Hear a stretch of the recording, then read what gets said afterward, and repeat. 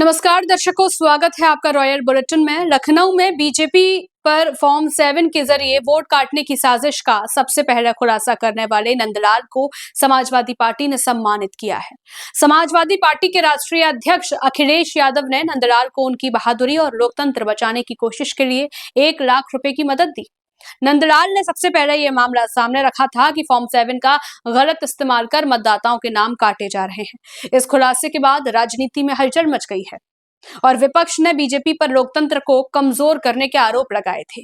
इस मौके पर अखिलेश यादव ने कहा, हम लोग नंदलाल को उनकी बहादुरी और लोकतंत्र को बचाने के लिए 1 लाख रुपए दे रहे हैं। ये अपने घर पर मंदिर बनवा रहे हैं, उसमें भी समाजवादी लोग सहयोग करेंगे। अखिलेश यादव ने कहा कि समाजवादी पार्टी हमेशा उन लोगों के साथ खड़ी रहेगी जो सच्चाई और जनता के अधिकारों के लिए आवाज उठाते हैं। उन्होंने कहा कि बीजेपी की हर साजिश और चाल के खिलाफ पीडीए यानी कि पिछड़ा, दलित और अल्पसंख्यक पूरी मजबूती से लड़ रहा है। पार्टी नेताओं का कहना है कि नंदलाल को मिला यह सम्मान उन सभी लोगों के लिए एक संदेश है जो डर के बिना लोकतंत्र और वोट के अधिकार की रक्षा के लिए सामने आते हैं। समाजवादी पार्टी ने साफ कहा कि लोकतंत्र से खिलवाड़ करने की किसी भी कोशिश का विरोध किया जाएगा। भारतीय जनता पार्टी चुनाव आयोग से मिलकर के गड़बड़ियां कर रही है, वो जनता तक पहुंचाने का काम किया। अभी तक तो एसआईआर के माध्यम से बिहार का चुनाव उन्होंने जीत लिया। एसआईआर की बड़ी भूमिका थी माहौल बिगाड़ने के लिए, दबाव बनाने के लिए, मनोबल गिराने के लिए। बिहार के चुनाव को जीत लिया भारतीय जनता पार्टी ने। वेस्ट बंगाल में भी यही कोशिश कर रहे हैं एसआईआर को लेकर के। वहां की सरकार लगातार, वहां की मुख्यमंत्री लगातार इस बात को कह रहे हैं कि चुनाव आयोग भारतीय जनता पार्टी का आयोग बन गया है और उन्हें मजबूरी में भारतीय जनता पार्टी के काली करतूतों के खिलाफ काला कोट पहनना पड़ा और सुप्रीम कोर्ट में खड़ा होना पड़ा कि किस तरीके से भेदभाव, किस तरीके से election commission Bharatiya Janata party का सहयोगी दल बन गया। और यहां तक पिछले बाई इलेक्शन में और इधर जो देखने को मिला है, लगता तो यह कि भारतीय जनता पार्टी का झंडा आयोग को लगा लेना चाहिए। जो फॉर्म 7 भरे गए, जिसमें 2 नामों को हम लोगों ने आइडेंटिफाई किया। वैसे तो बहुत सारे समाजवादी पार्टी को समय समय पर संगठन ने, हमारे पीडीए प्रहरी लोगों ने और जिम्मेदार नेता कार्यकर्ताओं ने हमें दिए फॉर्म, जो फॉर्म पहले से भरे हुए थे, बड़ी संख्या में फॉर्म। द्वापर और त्रेता के जो लोग हैं उनसे हमें बड़ी मदद मिल गई। दशरथ और नंदलाल, द्वापर त्रेता, सनातनियों के खिलाफ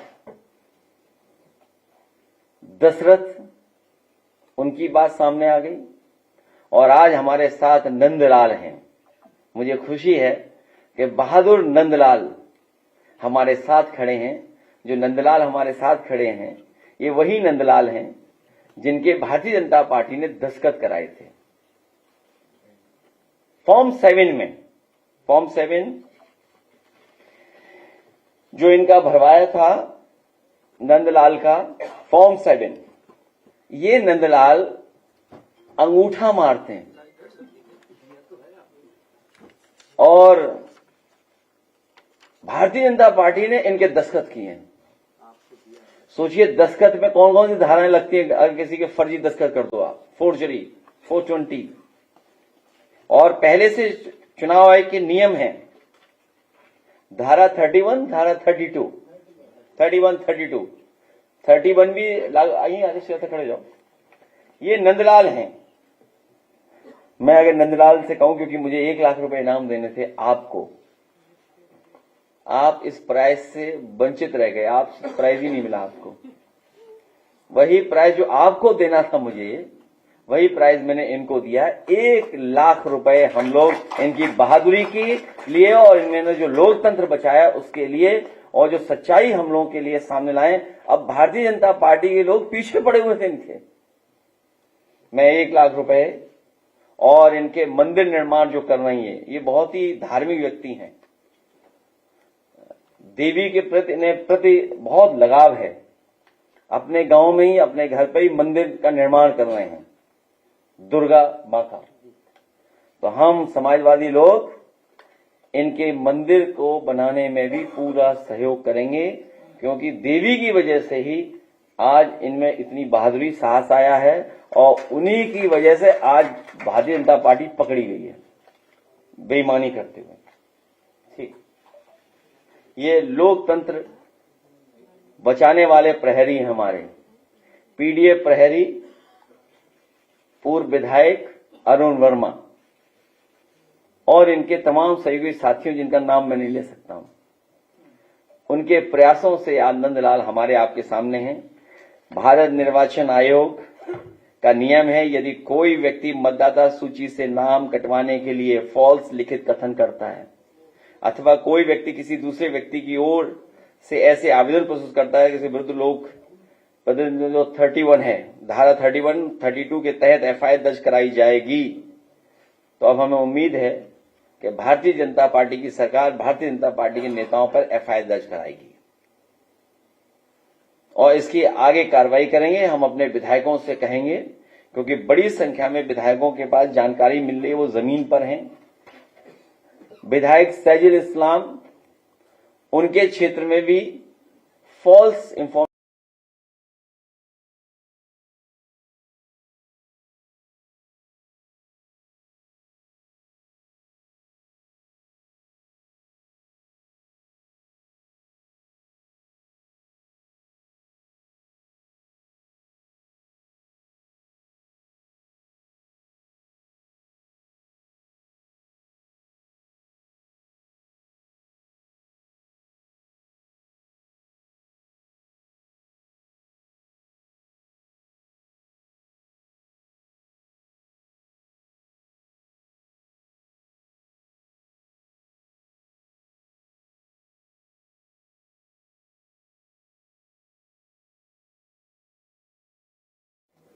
ये सभी विधायकों से कहेंगे कि गिनती कराने के लिए एक व्यक्ति लाइए आप, और तारीख तय कर दी है 16।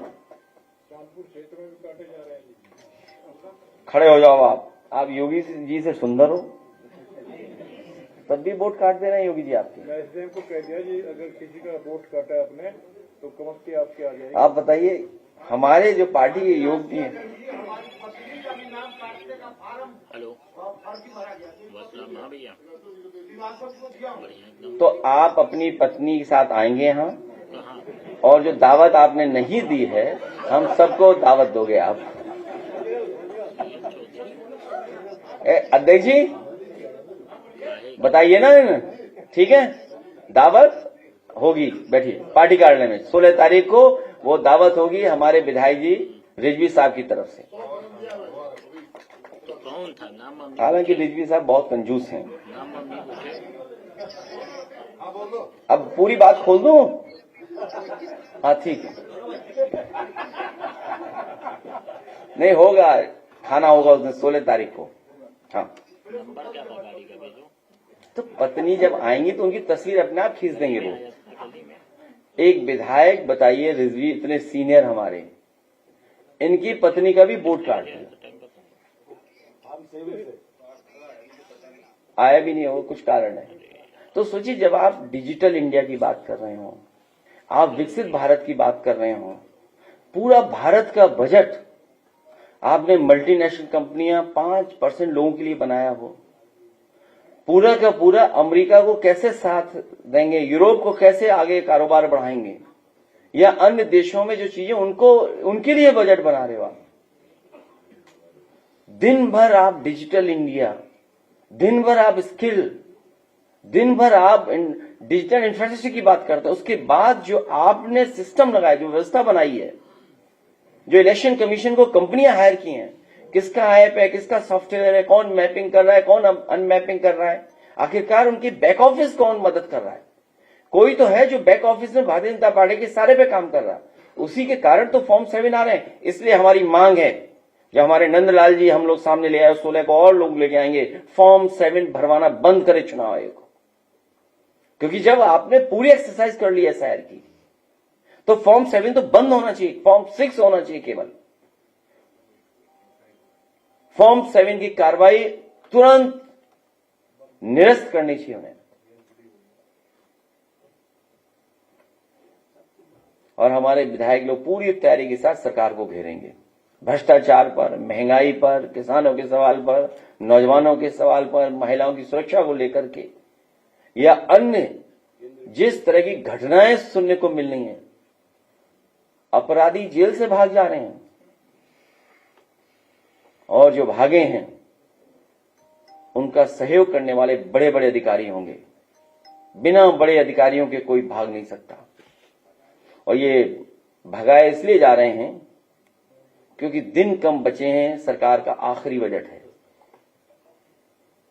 सब अपने अपने स्थान सेट कर रहे हैं। सुनने में आया है कि ऐसा भगाया, एस्कॉर्ट किया और सीधा नेपाल बॉर्डर क्रॉस किया, हवाई जहाज में बैठाया, विदेश भेज दिया। कोडीन, सिरप, वो तो चल ही रहा है। इन्हीं के लोग निकल रहे हैं, इन्हीं के लोग शामिल मिल रहे हैं उसमें। बड़े पैमाने पे इन्हीं के लोग शामिल हो रहे हैं। रियल एस्टेट वैल्यू बढ़ा ली इन्होंने। और जिस सरकार से कोई उम्मीद न रही हो या जिस सरकार ने जनता को पिछले इतने वर्षों में निराश किया हो, उसके आखिरी बजट से क्या उम्मीद होगी हम सबको। इनको किसी की फिक्र नहीं है, ना किसान की, ना गरीब की, किसी की फिक्र नहीं है। और फिक्र होती तो इतनी महंगाई बढ़ती, इतना सोना महंगा हो जाता। ये हमारे विधायक या हम सब लोग जानते हैं, गरीब परिवार आज शादी नहीं करा सकता, इतना महंगा है हर सामान। सोना तो भूल जाइए। ये तो ऐसी स्थिति पैदा कर देंगे कि लोहे पर पीतल भी करोगे तब भी नहीं आप ले पाओगे।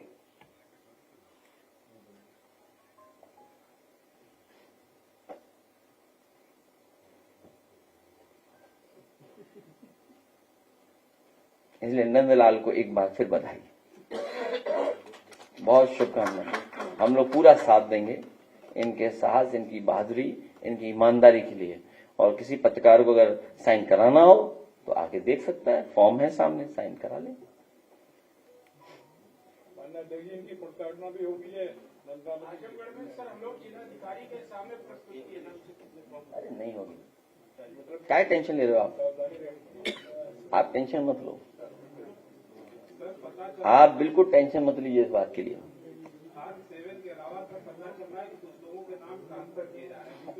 वो जानकारी लेंगे समय समय पर। देखिए, बहुत मोटी मोटी बात है। भारतीय जनता पार्टी की हर काली करतूत पकड़ी जा रही है, हर बेईमानी पकड़ी जा रही है। आखिर सरकार ईमानदार क्यों नहीं है? आयोग ईमानदार क्यों नहीं है? आयोग की जिम्मेदारी बनती है कि निष्पक्ष और कॉन्स्टिट्यूशनल वैल्यूज को बचाएं। सिस्टम जितना ही स्ट्रेंथन करेंगे उतना ही डेमोक्रेसी स्ट्रेंथन होगी। अगर हम सिस्टम को खत्म करें, इसका मतलब लोकतंत्र को खत्म कर रहे हैं। जो जहां बैठा है उसकी जिम्मेदारी है कि सिस्टम को बेहतर करें, व्यवस्था को बेहतर करें। वो व्यवस्था बेहतर होगी तो हमारा लोकतंत्र और मजबूत होगा, लोकतंत्र के पास और भरोसा बढ़ेगा।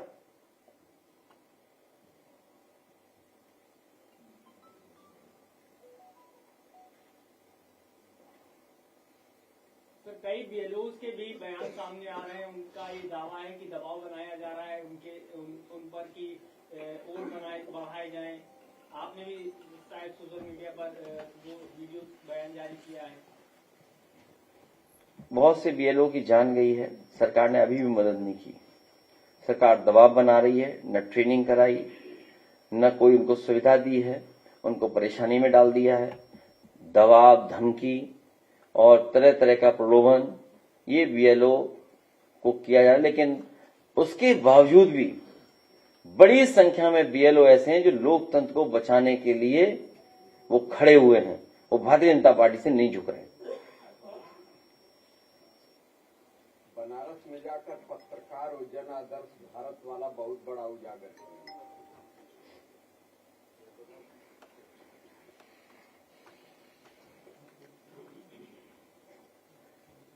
हमारे पत्रकार भाइयों, आप भी प्रहरी बन जाओ लोकतंत्र के। आपसे भी अपील है।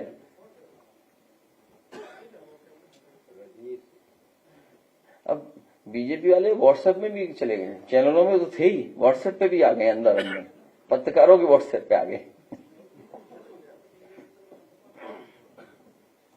सर कई जगह पे सोशल मीडिया पे कि आप 2027 का सफर इस बार नोएडा से शुरू करने वाले हैं। अभी केवल फॉर्म 7, फॉर्म 6, BLO और ये नंदलाल जी का फॉर्म है, ये जिसमें उनके दस्तखत हैं, ये दस्तखत नहीं कर पाते हैं, ये अंगूठा मारते हैं।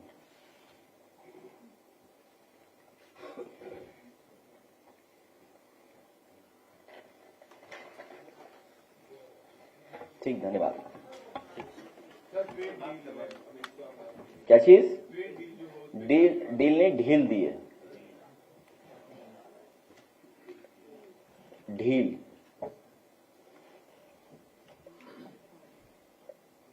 WTO के बाद बड़े पैमाने पर बाजार खोल दिया गया है और बाजार खुलने के बाद सबसे ज्यादा एग्रीकल्चर सेक्टर, हमारे फार्मर्स, गरीब, इनके ऊपर संकट आने वाला है। MSMEs कैसे कॉम्पिटिट करेंगे जब फाइनेंशियल इंस्टीट्यूशंस या रिसर्च, इनोवेशन और तमाम तरह का सहयोग जब सरकार नहीं कर पा रही है। सरकार जरूर कहती है कि MSMEs हमारी इतनी हैं, लेकिन रजिस्टर्ड MSME क्यों नहीं है ज्यादा? और फिर आपसे सीधी सी गिनती की बात है, 0 बड़ा कि 18? 0 बड़ा कि 18? बीजेपी गिनती ही नहीं जानती है। आप बताइए 18%, 0%, इसमें बड़ा क्या है? लाभ किसको होगा?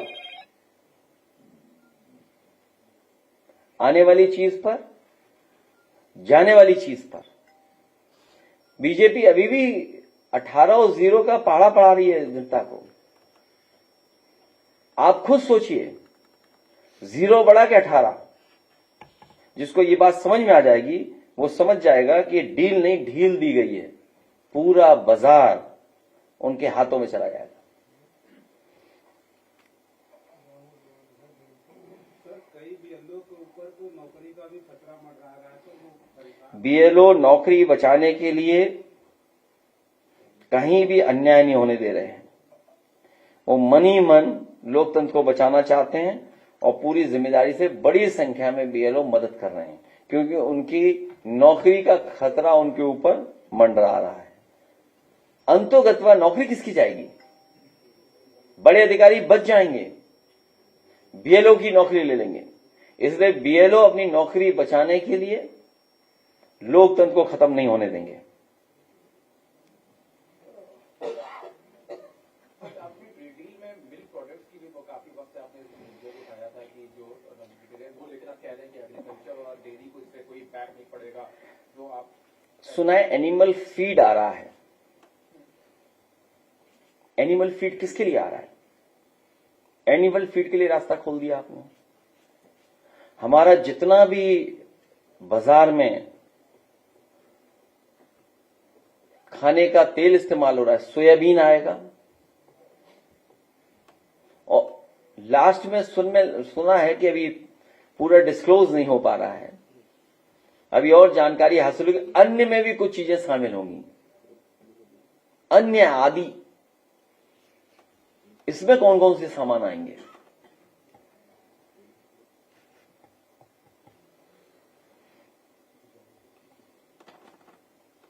क्या फॉर्म 7 का मिसयूज हो रहा है, जो आपने कहा कि फॉर्म 7 बंद कर दिया जाना चाहिए? आप ऐसा आओ, नंदलाल की दस्तखत करा लो।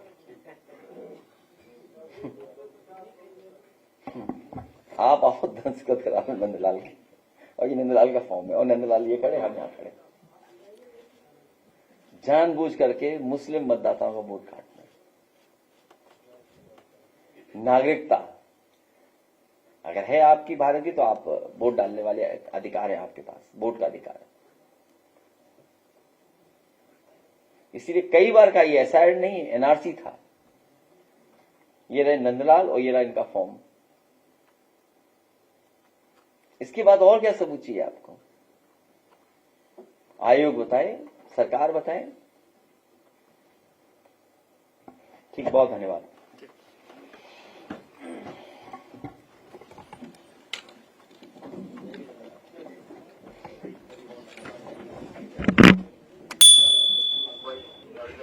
हर न्यूज अपडेट के लिए सब्सक्राइब करें रॉयल बुलेटिन।